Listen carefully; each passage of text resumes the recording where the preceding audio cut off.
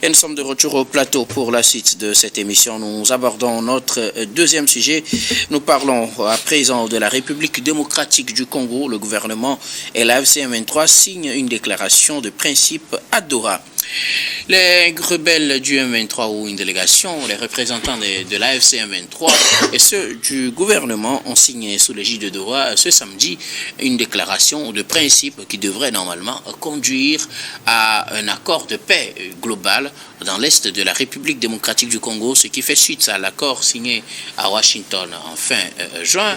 Nous en parlons avec nos invités. Cela suscite de l'espoir pour certains, mais il ne faut pas trop vite se réjouir selon d'autres. Nous en parlons avec nos invités et finalement les rebelles et le gouvernement congolais ont pu dans un premier temps signer une déclaration de principe pour permettre d'arriver à une paix durable dans l'est de la RDC. Daïmou.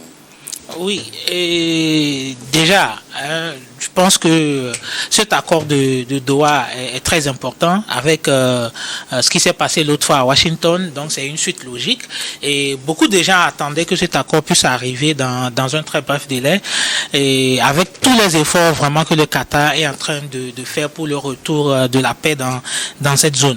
Donc cet accord déjà, la mise en œuvre de ces principes doit commencer à partir du 29 juillet, donc c'est déjà très bien que c'est tout proche. Et parmi les engagements qui ont été pris, nous avons déjà l'instauration d'un cessez-le-feu, ce qui est très important. Et le cessez-le-feu est permanent. Et nous avons aussi l'interdiction d'une attaque quelconque entre les deux groupes et aussi l'interdiction de modification des lignes de front. Mais il y a quelque chose que moi j'ai beaucoup apprécié dans cet accord de principe, c'est au niveau du préambule où les deux parties réaffirment leur attachement à la constitution de la RDC. Et la constitution de la RDC a comme principe l'unicité du territoire.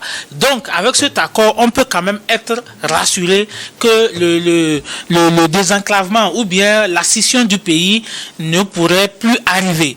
Nous avons aussi l'attachement à la charte africaine, à la charte de l'Union africaine et des Nations Unies. Donc, c'est déjà très bien. On pense, en tout cas personnellement, je pense que si les deux parties arrivent à respecter ces accords et on arrive à aboutir, je pense qu'ils parlent de août, ils arrivent à aboutir à un accord durable. Je suis sûr que toute la souffrance des populations dans cette zone prendra fin. Il y a aussi la libération encadrée des prisonniers d'intérêt. Donc les prisonniers qui ont été pris des deux côtés donc, doivent être libérés en collaboration avec le CICR. Nous avons aussi le retour volontaire des réfugiés. Aujourd'hui, les populations ont quitté cette zone sous le coup des balles. Et donc, si la paix revient, il y a un cessez-le-feu dans cette zone, volontairement les populations pourraient revenir. Il y a aussi un point très important dans cet accord, la restauration de l'autorité de l'État sur l'ensemble du territoire national. En temps, nous avons vu qu'il était très difficile au pouvoir de la RDC de continuer à gérer les affaires au niveau du Nord. Aujourd'hui, grâce à cet accord, l'autorité du pouvoir central pourrait revenir dans cette zone. Donc, déjà, cet accord ou bien ces principes qui ont été adoptés à Doha le 19 sont très importants et j'espère que toutes les parties vont respecter ces accords pour qu'on puisse vraiment revenir à la paix dans cette zone.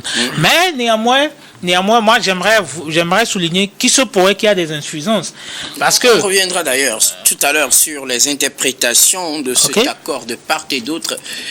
Je vais revenir à vous tout à l'heure, si vous permettez. Adam, dans un premier temps, votre impression sur cet accord de principe qui est signé à Doha ce samedi entre les représentants du gouvernement congolais et ceux des rebelles de la FCM23? De toute évidence, lorsqu'on voit les sévices subis par les populations dans l'est de la République démocratique du Congo, toute personne digne de toutes les façons serait quand même saluer un début. Parce que lorsque vous voyez, en tout cas, les positions assez tranchées, surtout de la RDC, liées donc au M23, et personne n'aurait cru qu'on puisse avoir, en tout cas, un début d'accord, même si il y a des insuffisances, vous l'avez dit, qu'on reviendra là-dessus. Donc moi je pense que c'est déjà un grand pas à saluer.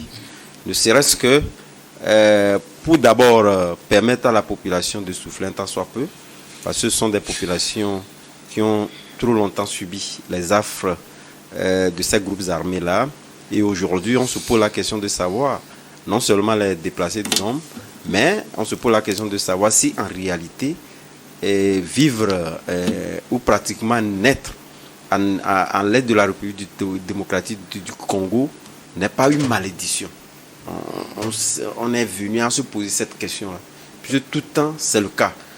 Donc je pense qu'aujourd'hui, on peut saluer de toute évidence un début de quelque chose qui pourrait permettre demain que ce soit la population qui puisse donc avoir une paix, peu importe qu'elle soit durable ou pas, de toute évidence.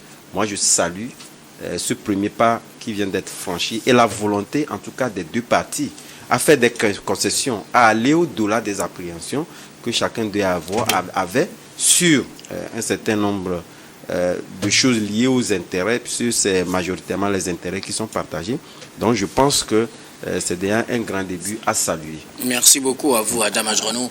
Vos premières réactions, Louis Kamako, les rebelles de la FCM 23 ont signé un accord de principe avec les représentants du gouvernement congolais ce samedi à Doha, au Qatar.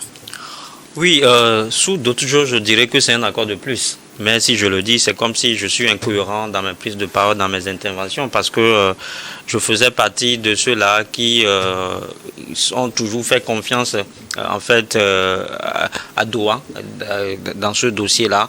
Et donc, c'est vrai qu'aujourd'hui, on peut nous dire que c'est un accord qui a été signé sous le coup de la pression du président américain Donald Trump, parce que lui-même, il avait promis que le dossier congolais fait partie de ces papiers, de ces petits papiers, que c'est un dossier qui lui tenait à cœur. Et aujourd'hui, il a prouvé, en justement confié un tel dossier à un pays comme Qatar.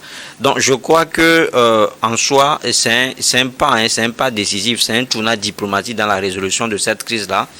Les uns les autres l'ont dit, parce qu'aujourd'hui, on sait que le M23 est reconnu comme étant interlocuteur, ce que jusque-là les gens n'ont pas toujours autorisé, les gens n'ont pas toujours permis, parce que de tous les accords qu'on a eu à assister jusque-là, le M23 n'est toujours pas tenu en compte.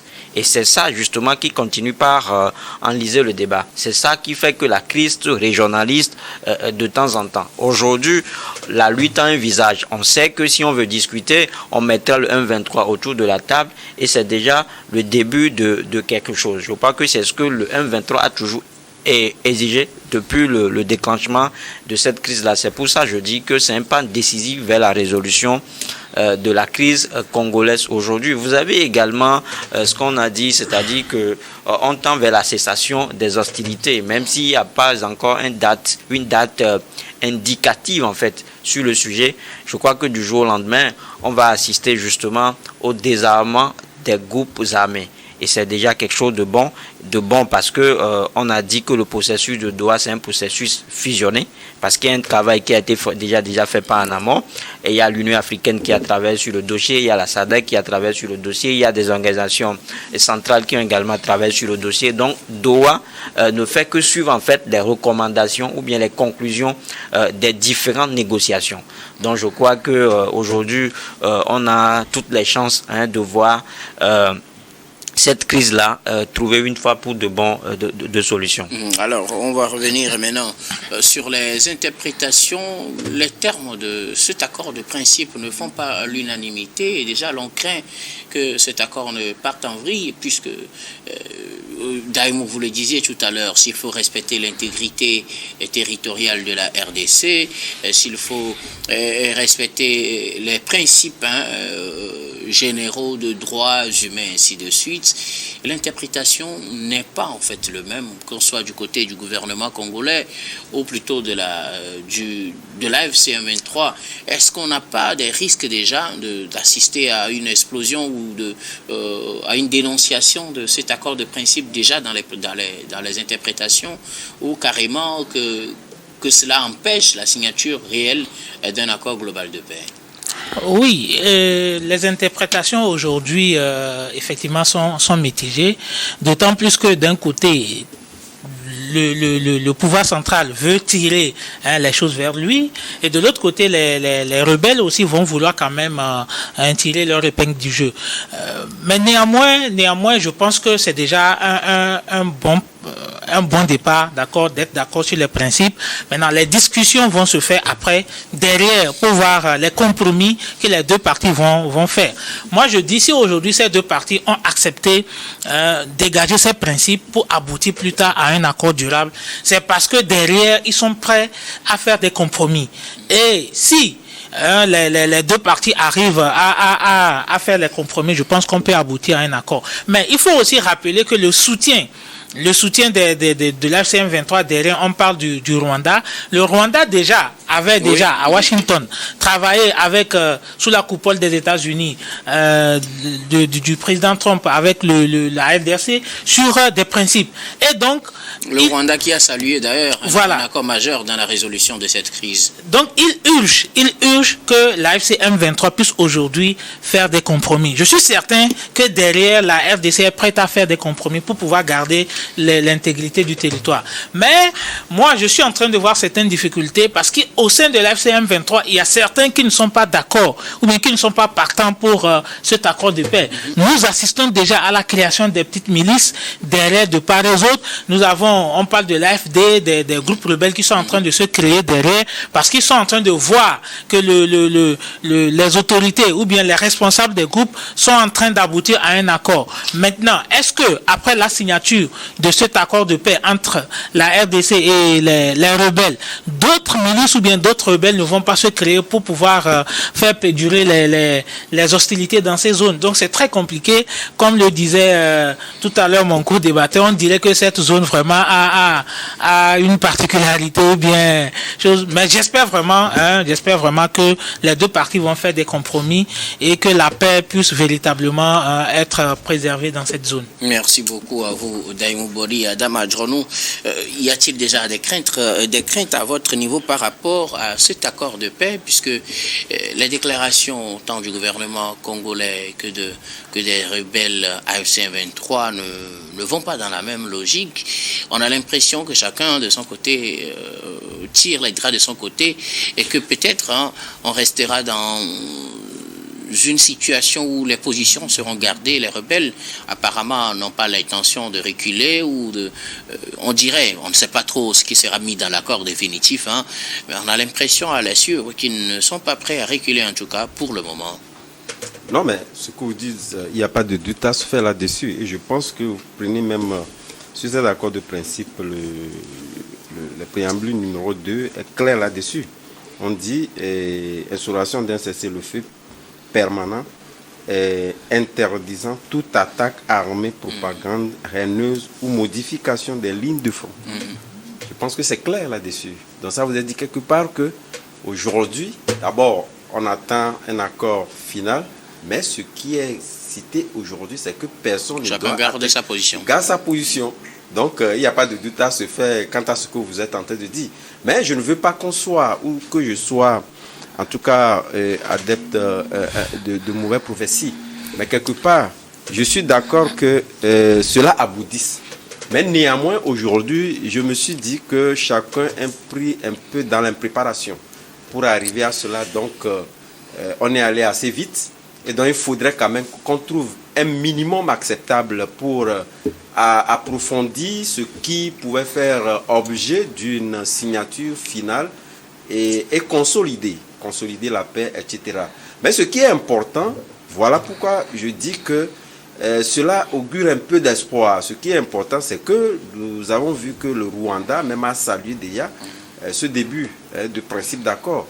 Parce que lorsqu'on remonte plus haut, on nous a dit, ou pratiquement tous les éléments montrent clairement que le grand poids du M23, c'est le Rwanda. Si aujourd'hui le Rwanda est arrivé donc à un accord, ça voudrait dire quelque part que demain, si jamais quelqu'un ou pratiquement le M23 refusait de pouvoir obtempérer sur certains principes avec en collaboration les autres États qui le lui imposent, il y aura une force alternative qui pourrait donc lui tenir tête, puisque on dirait voilà, le Rwanda n'est plus là. Et justement, cela craint parce que, bon, il le disait tantôt en parlant des groupuscules qui se créent parce que n'étant pas d'accord avec les principes de départ de ces accords-là annoncés, des accords définitifs. La question, c'est une question d'intérêt. Et lorsque les gens voient que les patrons ou ceux qui sont en avant sont en train de prendre des dispositions contraires, or, eux n'ont pas encore trouvé leur compte. Et juste tout, n'oubliez pas qu'il y a eu d'autres éléments, d'autres forces qui sont rajoutées sans qu'on ait une base, en tout cas solide, consolidée, pour pouvoir donc avancer ensemble. Donc il y a des intérêts. Lorsque ça vous arrange, vous vous associez, être ensemble. Lorsque ça ne vous arrange pas, vous dissociez parce que vous ne partagez pas en réalité les impressions de base. Donc demain, on pourrait donc arriver à ces remue-ménages-là qui ne permettront pas de trouver véritablement donc un accord qui puisse donc être durable.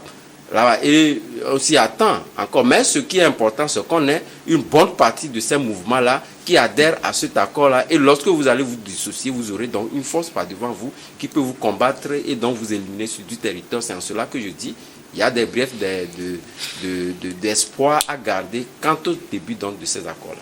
Alors, Louis Kamako, pour le moment, l'AFC a mis en place un gouvernement parallèle dans l'est de la RDC qui contrôle donc ces deux provinces du nord et du sud, qui vaut du moins la partie conquise par les rebelles du M23. Le gouvernement congolais est aussi de son côté censé administrer tout le pays. On parle de respect de l'intégrité du territoire et au même moment, on parle d'imposition qui devait être gardée jusqu'à ce qu'on ne signe un accord. Personne ne devrait bouger les lignes de front. Comment comprendre cet accord déjà qui prête à des interprétations différentes, qu'on soit du côté du gouvernement ou plutôt du côté des rebelles? Non, mais ce qu'il faut dire, c'est que les deux partis maintiennent leur position, leur position qui sont à la fois radicales, parce que personne ne veut perdre la partie. Et ce qui fait que à chaque fois qu'il y a des accords, chacun essaie de tirer le drap de son côté. Vous avez parlé du respect de l'intégrité territoriale. La République démocratique du Congo tient sincèrement à cela.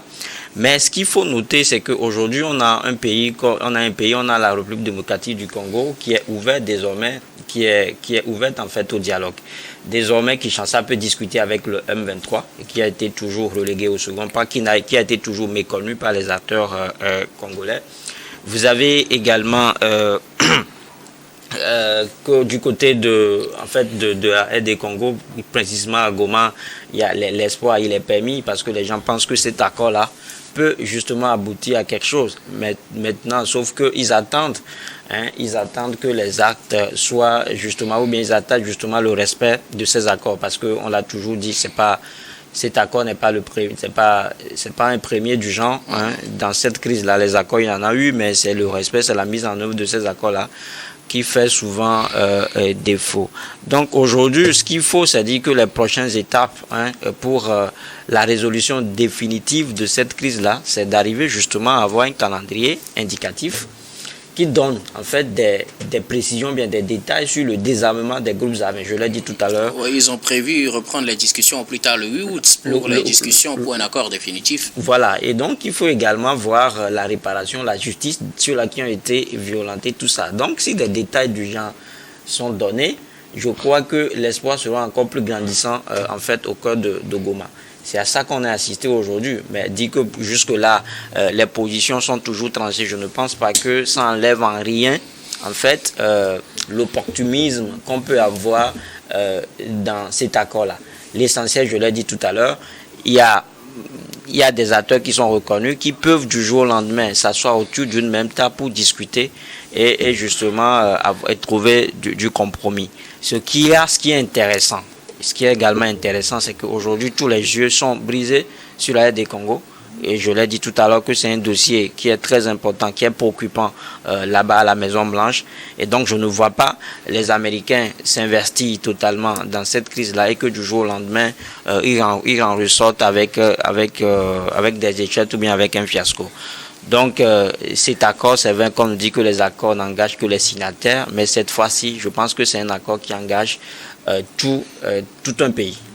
Alors, le problème qui se pose, quand par exemple on sait que depuis le déclenchement de cette crise, le président Tshisekedi l'a bien martelé, il n'est pas, en tout cas dans sa logique, dans la logique de signer un accord avec les rebelles, de discuter avec les rebelles. Finalement, on part sur la base d'un accord de principe pour le moment, on aboutira à un accord. Le texte prévoit que cet accord soit signé au plus tard le 28 août, c'est-à-dire la discussion commence le 8 et au plus tard le 18 août, plutôt, excusez-moi, la discussion commence le 10 et plus tard le 18 août, on signe un accord 10 jours pour discuter et trouver une solution sur la base de cet accord de principe.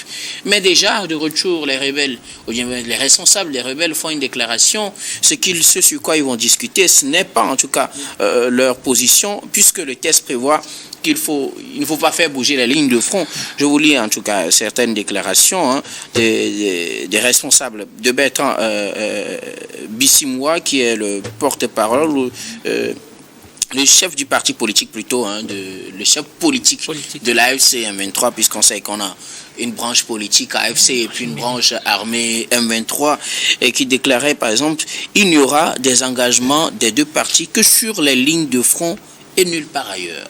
Que comprendre? Est-ce à dire que finalement, on va trouver un accord, mais que les rebelles ne vont pas libérer le territoire, que même après l'accord, ils vont rester sur place? Est-ce que cela déjà n'est pas de nature à doucher les espoirs à ce que la paix totale revienne dans l'Est de la RDC? Non, vous savez, dans toute négociation, il faut quand même faire des compromis. Et aujourd'hui, le principe est qu'il ne faut pas bouger sur les lignes. Enfin, il ne faut pas changer de ligne. Jusqu'à ce qu'on trouve un accord. Voilà, chacun doit garder pour l'instant sa position. Ce qui donc va empêcher qu'on aille à d'autres affrontements. Parce que au moment où on est en train de faire des négociations, il se pourrait que certains, que ce soit du côté du pouvoir de la FDC ou bien du M23, tentent de bouger ces lignes. Et donc ça va compromettre les négociations. Donc pendant les discussions, tout le monde doit garder sa position. C'est déjà très bien, ça permet d'arrêter la guerre pour l'instant dans cette zone. Maintenant, en ce qui concerne le fond des négociations et les déclarations que les uns et les autres sont en train de faire, c'est tout à fait normal. Chacun veut tirer les draps de son côté. Mais je pense que pour qu'on puisse aboutir à une paix durable dans cette zone, on ne doit pas forcer le M23 à quitter totalement la zone ou forcer ou bien obliger le gouvernement, le pouvoir central à abandonner ou à délaisser cette zone. Il faut que les deux parties puissent, comme on parle souvent de gouvernement d'union nationale, puissent installer une autorité d'union qui va administrer cette zone pour le bien de tous. Je pense que c'est la solution. Il faut que les deux parties acceptent. Heureusement, le M23 a une branche politique. Ils ont donc des gens aguerris, des gens aptes à travailler sur le plan politique. Et donc, ils peuvent être intégrés dans l'administration. Les rebelles peuvent être intégrés dans l'armée régulière. Et je pense que la paix pourrait revenir dans cette zone. Mais dire qu'ils vont abandonner leur position, je pense que c'est faire changer une autre facette de la guerre. Merci. Non, mais moi, je pense que ce sont plutôt des actes afférents en fait, aux négociations ou bien au dialogue. C'est-à-dire que ça fait partie de ce qu'on peut appeler les préalables d'un dialogue. Donc ça, là, c'est... On a un ton qui est dur et qu'on va essayer de ramollir. Non, mais est-ce que le ton est dur? Est-ce que le ton est toujours resté radical? Je ne trouve pas. Mais je pense que c'est aujourd'hui une façon pour le M23 de continuer pas à maintenir la pression. Ouais. Quoi qu'on dise, je crois que c'est ce mouvement-là qui continue pas à gagner du terrain. Et il a la situation en main aujourd'hui. Donc il veut pas perdre comme ça son influence. C'est vrai, quelqu'un l'a dit qu'au dialogue, il faut avoir ce qu'on appelle un laisser-prise. Il y aura justement de compromis. À cette table de négociation-là, le M23 a conscience qu'il va perdre certains points et en gagner et engranger d'autres victoires. C'est aussi ça. Donc, c'est pas la voie, ça peut monter à la veille des discussions, mais je crois que le jour proprement dit, les lignes vont bouger d'un côté comme de l'autre. Voilà. Merci beaucoup. Alors, Adam Adjournou, faut-il s'attendre à ce que la position soit de plus en plus ramollie lors de la signature de l'accord définitif? Il y a deux éléments qui retiennent notre attention. Le M23 n'a jamais été reconnu comme tel, comme un acteur majeur avec lequel il faut discuter par Félix Tshisekedi. Il avait fait d'ailleurs comme condition pour discuter avec eux le retrait du territoire congolais avant de discuter avec eux.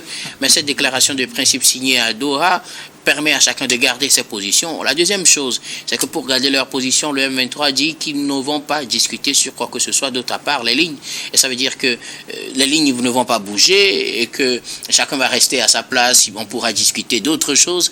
Et ça dit que finalement, on va trouver un accord, mais que le Congo sera administré par deux entités, le gouvernement et puis le M23. Non, ce ne serait pas le cas là. Je pense qu'on ne serait pas arrivé donc à un accord. S'il faudrait qu'on regarde la scission du pays, on n'est pas arrivé à un accord.